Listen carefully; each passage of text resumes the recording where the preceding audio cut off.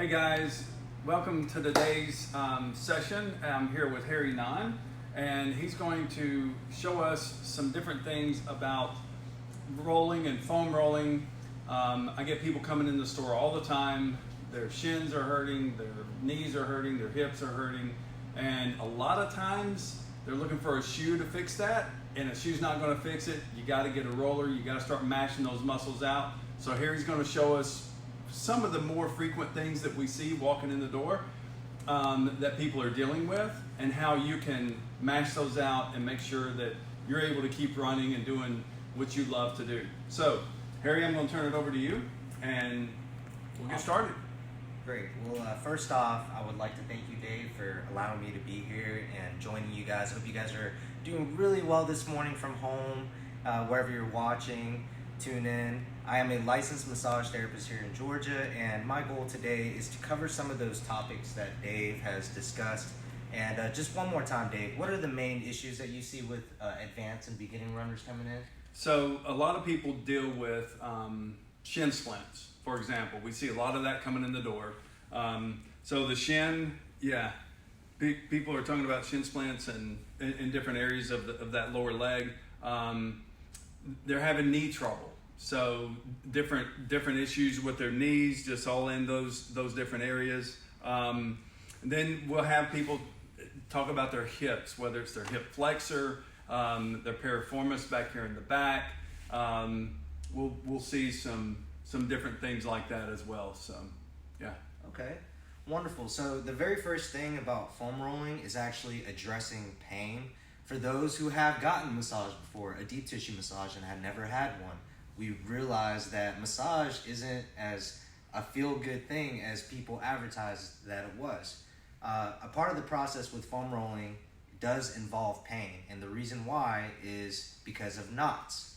And if you have a knot in your body, drop a raise your hand emoji now in the chat. And we're gonna actually cover different ways to eliminate these knots in our bodies. There's a lot of science that goes into what's in these knots and what makes them form, but the biggest thing that you need to understand in this moment is that if you have a knot, it is going to lead to tension, stress, aches, inflammation, pain, any one of those symptomatic things. So we're gonna go ahead and go over what faces you make when you first initially start foam rolling. Now we need to understand a few things about foam rolling. If you've never foam rolled before, this is very important. And even for my advanced runners, we want to really understand what's happening when we apply pressure to a knot. So when you first apply pressure, here are a few tools. Here are a few tools that you can use to massage and manipulate your body. You can use something as simple as a baseball. And in Dave's shop, here is another roller that is really good. This is probably my favorite roller that I've seen today. Sorry about that. Good. What is this roller, Dave? This is the Trigger Point Vibe, and what it does is it actually vibrates. Hopefully you can see that. It's got some lights on it. It's doing a lot of moving around. Yeah, so. And this is amazing. Really good roller. This is amazing, the Vibe roller. The Vibe roller, the only difference between this roller and the baseball is going to be the vibration technique. The vibration feature in this ball helps break up the soft tissue when you do lay down on a knot. And that is our goal when we are foam rolling. We want to find these knots because these knots are actually scar tissue in the body. And through applying pressure to that muscle, we're going to be able to break it down. So we're just going to go ahead and go over the faces now. When you first hit a knot in your body. Here you go, here. Thank you. All right, I'm gonna go ahead and place my thumb right here, and I'm gonna look for a knot on Dave's shoulder. You ready? Yeah. You feel that one? Yeah? Not too bad. No. Okay. All right. If you go up a little bit, you'll get it. Yeah. Right there. There's a face. And so when you make that face, you want to breathe. That's the key. Is breathing through. Whenever you make that face, you're like, oh, you hold your breath, right? And so the thing is, you want to be able to breathe through those and control your breathing. And that generally starts to release those different things. So everybody's got issues in their shoulders. We're on our computers. We're on our phones, right? I can feel those muscles moving back there that he's digging into as I do those things, right? So we're putting a lot of stress through that part of our bodies. Right. So what he's working on there is definitely, you ever come up, had somebody come up behind you and they grab you on the shoulders like that, and you're like, yeah, I'll give you 20 minutes to stop, and then they hit something like Harry just hit, and yeah. So I'm probably smiling more than I am making faces just because sometimes that works better, and that's good because if you're laughing, if you're smiling, you're breathing. So it's a good technique to deal with pain. Exactly. So, and Dave, I love that he was able to touch up on that. What we are doing when we are hitting a knot in the body and we are releasing something when we're breathing out. We're releasing millions and millions of cortisol molecules that is stored within that knot. Now, that's just a little bit of the science with the trigger point rolling. We're going to go ahead and begin now and transition into the foam rolling portion. It is very important to understand the demonstration that we just had, because what we demonstrated was applying what we call ischemic compression, which is just pressure to the knot. Whenever you find a knot in your body, or you have a knot that you're aware of right now, it might have been here for 10 years, might have been here for 20 years. We are here to provide solutions for new runners all the way up to the advanced runners. And this is going to bring awareness. My goal is to bring awareness to just certain parts of the body and muscles and nerves. And we're going to cover 5 areas today. The very first area we're going to cover is the lower back and the sciatic nerve. The lower back is right here, and we can use 2 ways of rolling. We can use the long roller and sit it right at the base of our tailbone, right here. You go ahead and lay all the way down, Dave. Perfect. And then just let your spine decompress back. We're just going to really keep all that pressure right above the tailbone right here. Now, the main focus of emphasis when you're using the long roller is to really apply pressure right on the borders of your spine. So if you want to kind of shift your weight over just a little bit to get pressure on that one side of the spine, do you feel any tension there? Mm-hmm. Anytime you feel tension when you're shifting your weight to a certain angle, you can just go ahead and hold it for 35 to 45 seconds. The goal here when you're foam rolling is, when you first start, if you have never manipulated a certain body part in your body before, go ahead and expect the nerves to be really sensitive. With that being said, be mindful of how quickly you're getting onto the foam roller and not applying too much pressure. We want to stay within a 4 to 6 on your pain scale of 1 to 10. So how's the tension now? Has it loosened up? Mm-hmm. You can go ahead and kind of shift your weight over to the other side of your spine. Just a little bit. Yeah. Okay, perfect. Yeah. Now, the reason why the sciatic nerve and the lower back is so important is because all of the nerves that trickle down into the feet move like roots in the lower back. So we want to really focus on getting all that tension out first here. Now that we have this area covered, we're going to kind of shift into a side posture position and really try to get that roller into the obliques right here. We're actually going to switch our tool. We're going to go ahead and use the Vibe roller to really focus on getting the oblique muscle, which are these muscles right here, and then they do extend out to the front and wrap around right here. And everyone who watches movies, everyone wants to have the best oblique muscles. We know that the obliques are here, but they do extend back to the side right here where this hollow case is. Let me make sure I'm on it. For the camera. Yes, that's perfect. And the simple technique to foam rolling, it does not matter where. You can apply this technique to your entire body, which is using the ischemic compression. So Dave is just continuing to work all of the sciatic nerves and opening up the back. Now, things you can expect to feel when working this area. You'll feel more blood flow down to your legs. You'll feel certain things starting to realign itself and readjust itself. You'll stand up. You'll move your legs, you'll stretch, you'll feel pops. That's good. Perfect. So now that we have that area covered, we're gonna go ahead and continue our progression down. And Dave, we're gonna go ahead and work your favorite muscle. Can you guess what muscle that is? Piriformis. Piriformis muscle. The piriformis muscle is like a hot dog size shaped muscle. It attaches to the tailbone right here, and then it runs all the way through the side. The meat of the muscle is like running through the top part of the hip, and the tendon attaches right here at the top of the pocket line. So we have Dave in a cross-legged position. Now, with Dave sitting, this might be a little more intense. So if you're a beginner runner, I'll show you a really easy way to get into the muscle without it fighting against you as well. We're gonna go ahead, Dave, if you can, just lay down completely. Okay. And we wanna just completely disengage as many nerves as possible.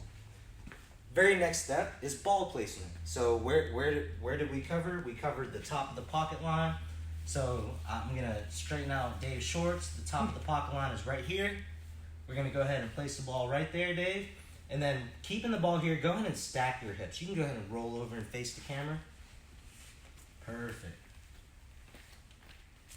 And obviously, the only uncomfortable thing about this moment right now is Dave doesn't have a pillow. So when you're at home, find some nice carpet and get a nice pillow off the couch, and you'll be doing really good. So the reason why we start at the top of the pocket line here is because we actually want to work our way back to the tailbone. Now, all these sections, the first section that we just covered, as well as this section, every single section takes anywhere between 3 to 5 minutes, and that's to work both sides. So today's routine should cover right at like 10 to 15 minutes. And this area here, the piriformis, is very important. So the two areas we just covered, if you're having any lower back pain, this is gonna really help.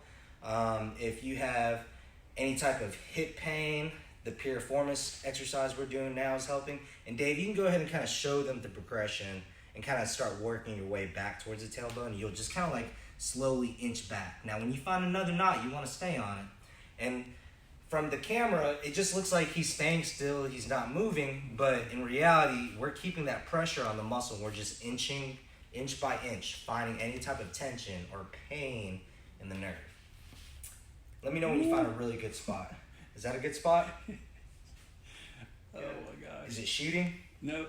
Okay. No, it's just right at it. On a scale of 1 to 10, what number was it when you first hit it? About a 9. What number is it at now? I'm still moving. Yeah, that one's shooting. Okay. Where's it shooting at?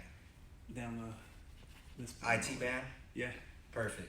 So that's another great thing that I want to cover today. When you initially get on a knot, the knot usually is sitting on top of a nerve. So what we want to do is we want to break that knot down, and how we do that is by keeping that pressure on there. And whenever you feel that pain, Dave was just at a pain scale of 9. So we want to really bring that pain scale down. But first, it's not by just taking the ball away. That's not how it works. We want to keep the ball on the muscle. If you need to take pressure off to control your pain scale, that's completely fine. But whenever we hit a point, we want to breathe. So we're going to go ahead and move on to the next section. And the next section is going to be our hamstrings. Hamstrings are very important. And we're gonna go ahead and get the ball, and we're gonna hook the ball right at the base of our glutes and the top of the hamstrings, and hook right straight up into it. Using the ball to get into that area is going to allow to really hit the top part of the hamstring tendons. And when you find a sweet spot, you'll feel it shoot all the way down to your knee. And that's if you have any dysfunction. You don't necessarily need to feel that.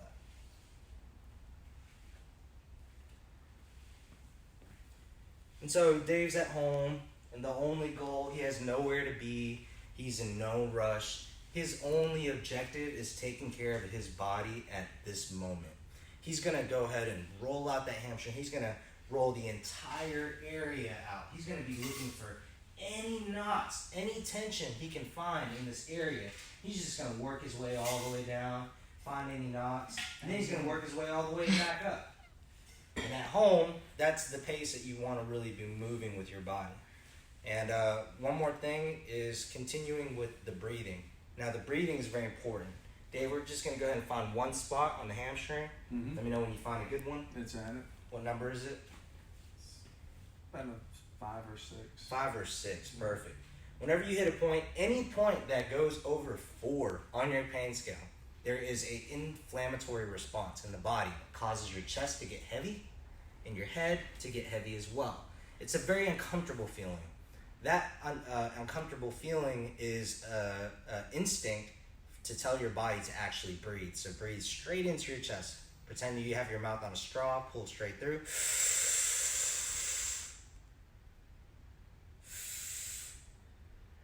And release. 2 more breaths.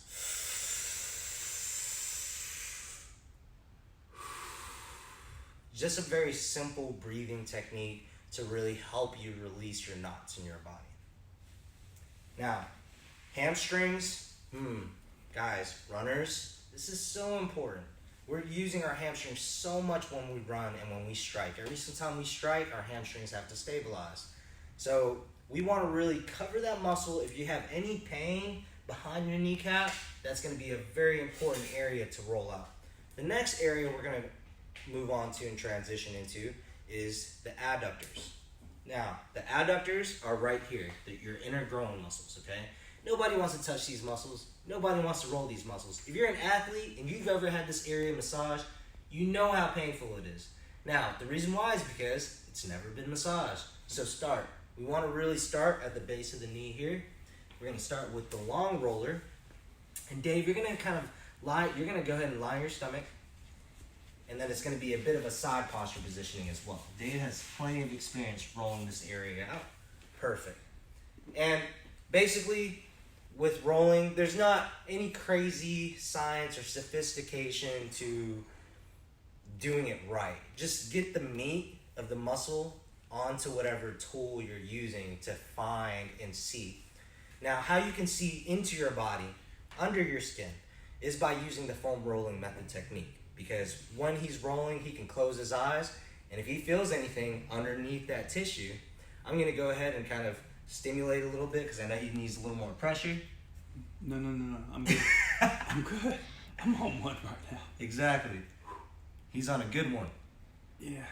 So whenever you find that pressure, you just want to really stay on it and work your way all the way up.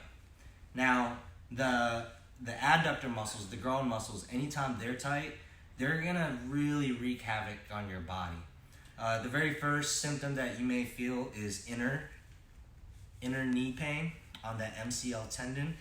Another area that you may feel symptoms is actually misalignment in the legs. And that's a little more complicated, but the body has patterns of tension. And all of our bodies have the same system of connective tissue. So linings of tension all work the same.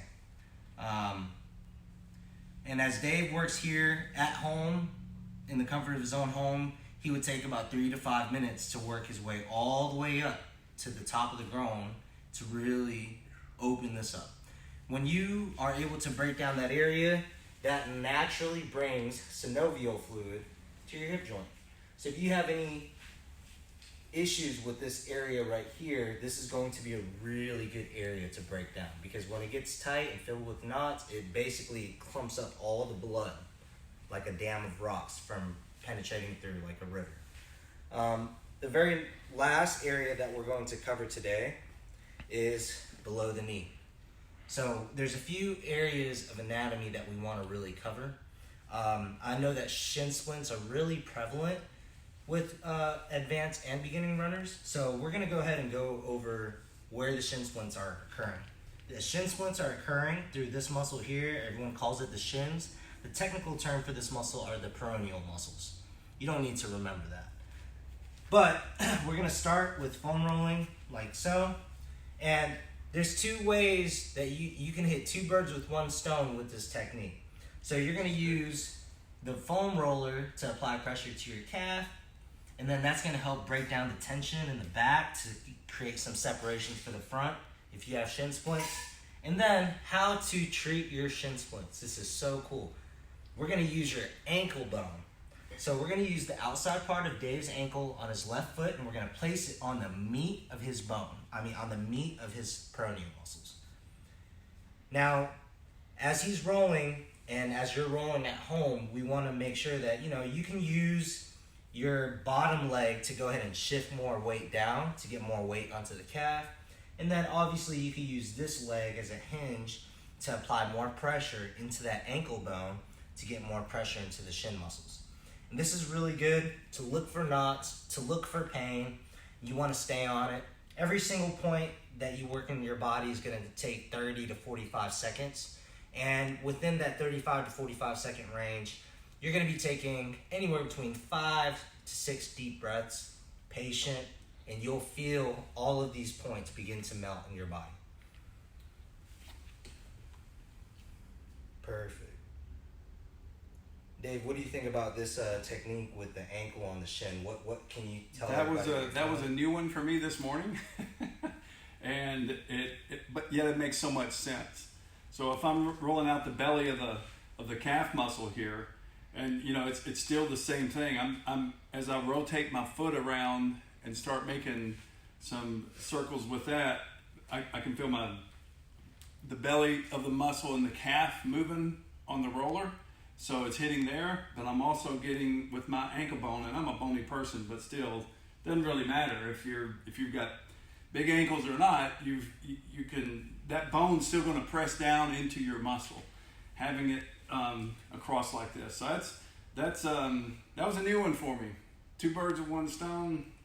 I'm always good for that. So yes, good stuff. Perfect. And the last, there's actually one more area that I want to cover, and this one you don't need to spend as much time doing, but it's very beneficial to do, which is the quad and the IT band.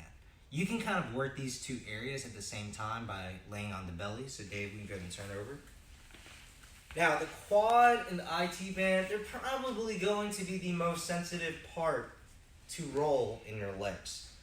So we have Dave in a pretty squared position here. His weight is directly on top of the foam roller. And this is really good to focus on the quad. Now, in the lining that he's working right now, he's going to basically work straight up this line of tension right here. Perfect. So he's just working it sagittally. Wonderful. And then as Dave works his way all the way up, kind of close to his hip flexor, he'll kind of roll all the way back down to the base of his knee again. And then he's just going to kind of shift his weight to the outside. Perfect. Like so. He's rotating his back foot to really get more meat of the IT band, which is this muscle here, and breaking it up. Any type of knots cause muscles to adhere together, to stick together. We do not want our muscle tissue to do that. We want our muscle tissue to be free-flowing and moving. We have a question from Brian. He asked, are there any specific roles for post-running? That is a really great question, and I love that. So all of these techniques that we have covered today are going to be used for pre-running and also post-running. So with the post-running, to answer your question, Brian, there's a few things that we can do. After you're running, about 35 to 45 minutes post-run, as early as that, you can go ahead and begin your rolling session and cover all the muscles that we talked about today. And as you work, basically, if I were to put it in simple terms, just roll out your entire half. Your entire lower half, really from the lower back, roll all of this and just roll everything throughout your legs. Find a way to do it. As you do that, that's going to take anywhere between 15 to 20 minutes of rolling. That's going to really help. But during that process, it's about your body. It's about taking care of your body. You're not thinking about pain because you're going to confront pain. And when you do, you're going to feel some areas in your body. For people who have been running longer, 3 miles, anything past 3 miles is a great time to do this rolling exercise. And right following after a rolling session, we do want to do some stretching. Stretching recalibrates the nerve after you've broken down the muscle around it. So we're just going to conclude with 4 stretches that are going to cover a lot of muscles. And Dave, you go ahead and stand up. Okay. Also, I would add to that, and one of the times that I love to roll and stretch the most is right before bed. It helps me with my sleep. It helps me when I wake up in the morning and I don't feel like a 90-year-old man going to the bathroom. So rolling at night before bed it does wonders for me. And so, yeah, I'll just throw that out. A lot of times, if I do get up and I forgot the night before, rolling first thing in the morning really wakes those muscles up. A lot of people say, do you stretch before you run? No, I roll. I roll before I run. That helps more than anything. So go ahead with the stretch. Thank you. Thank you, Dave. That's amazing. The 3 most practical times to roll are post-run, right before bed, and in the morning. Thank you for sharing that. Yeah. Last thing we're going to do is we're just going to go ahead and cover a few stretches. Now, these are simple stretches. It's a little more complicated than being objective and saying just touch your toes, right? Because then you're not engaging the mind. So Dave, we're going to go ahead and demonstrate a few stretches that areas to focus on when we're doing these simple stretches. So you go ahead and have your toes parallel. And before you go down and touch your toes, that's the objective. But as you go down, I want you to really begin to stretch at the base of your knee here in this hamstring tendon. And then keep that pressure there all the way throughout the top of the hamstring. And go ahead and slowly stretch now. Perfect. With him focusing more, hips back, or? Yeah. Okay. With him focusing more on his hamstrings versus touching his toe, he is now actually doing the stretch the proper way. That's very important. As he's doing the stretch, he's getting into the hamstring. He's really actually stretching out the proper muscles. Tell him I'm pushing my hips back. He's also pushing his hips back as well. So that's going to help isolate the hamstring muscle. And the purpose of this stretch, if you feel a burn in your stretch, that means that tissue is basically, that whole nerve is basically a big knot. If you feel a burn in your nerve, stretch it out. Now you got to be patient and don't be too aggressive. But if you actually stay there and you breathe through the burn, here's the thing. For those who have actually stayed through the burn, we want to actually see that burn disappear. And surprisingly, to everyone's surprise, the burn does go away through breathing. Perfect. Now, while Dave, can you say that one more time? Another area that Dave is stretching, while you're stretching, you kind of like relax this part of the head right here. Now, with the head disengaged, every single spinal head is getting some decompression. It's stretching out. So you're not only stretching your hamstrings, but you really want to focus on elongating your spine as well. That's going to be perfect. Now, the last 3 movements, we're going to go ahead and wrap up here. We're going to go ahead and have a wide base. And this area here, we just took care of the hamstrings, just took care of the lower back. Now we're going to kind of take care of the hips. So Dave's just going to go ahead and rotate his chest out to the side here, and then bring this toe with him. Get on the ball of your foot. Good. Perfect. And then go ahead and do a little calf raise and hold it. Bend your knee.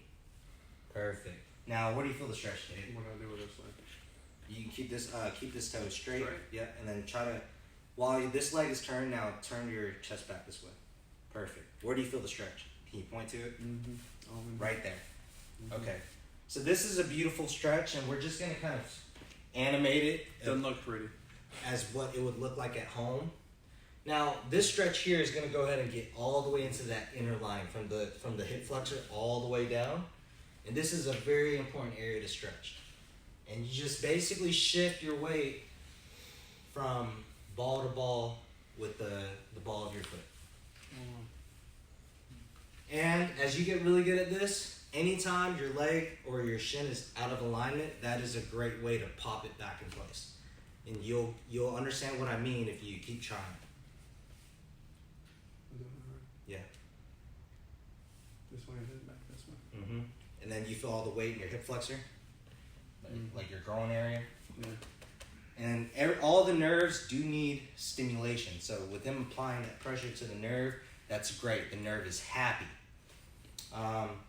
The other stretches that we're going to do, so we were just in a saddle position. And what I love about the saddle position is it's very versatile. We're going to go get right back into it. And as soon as we're done with the hip flexors, we just transition straight down. And once again, we are focusing on the hamstrings and the lower back. But in the saddle position, Dave can also target his obliques and stretch that out too. But first, we're going to go straight down. Just go straight down? Yeah. Okay. And then he's just focusing on letting this part of his spine just hang with gravity. Yeah, perfect. And then now he's going to stretch out his left oblique. Go ahead and kind of like stretch all that out. Wonderful. And as you improve on your flexibility at home, the end goal is going to be to have the muscle, when we're working this position, so open to where you can just lay and relax in that position. Great flexibility, Dave. In the hamstrings. Perfect. And that, how many stretches is that, Josie? That's 3. That's 3, right? What is the final stretch? The final stretch that we will cover today, what area do you feel like is missing in your body from that stretch? Nothing. You feel pretty good now? I feel pretty good. Yeah, I've got hips and hamstrings. Probably quads. Quads? Or is missing. Okay. So quads, there's a few things we can do. If you have really good strength in your hip flexors, do it without holding on to anything. But I'm gonna go ahead and demonstrate, if you're a beginner, how you can do this quad stretch here. Just have something to hold on to for stability. If you lose balance and you fall, you have something to hold on to. The very first thing we're gonna do for the quads is get into a deep stretch here with the hip flexor. Perfect. And I personally do like to have something to just hang on, because I don't need all of my weight on that hip flexor, because then it feels like a workout. I'm not necessarily trying to work out, but I am trying to get that max stretch, that max pressure into that nerve. And when you first initially do this, go slow, because if you go too fast, you might feel the top of your kneecap scream at you. And that's because there's a muscle that attaches here. It's called the sartorius muscle. It attaches right on your hip bone, and it runs straight through the quad, and it connects to the inner part of your knee. So you want to go slow to make sure that you're not scaring that muscle off. And we're just going to hold that stretch. Now, when you do this stretch, you're going to feel a lot more in your hip flexor. But it's very important to understand, as you're stimulating the hip flexor and you're opening that up, that just means that more blood is coming down through your quad. That means that your knee is going to get more blood flow for people that have knee problems. And that's basically going to wrap it up for today. I feel pretty good too. So, guys, we appreciate Harry being here with us today. Again, all of this is to help you stay on the road, keep doing what you're able to do, and do what you love to do the most. And with the gyms closed and everybody out there running, make sure you share this information with others, especially when they're saying, "Oh, I'd love to go run, but this hurts, this aches." This rolling, stretching can be your best friend. So we appreciate y'all being here. Harry, we appreciate you being here as well. Thanks for having me. And we'll see you guys soon. Take care.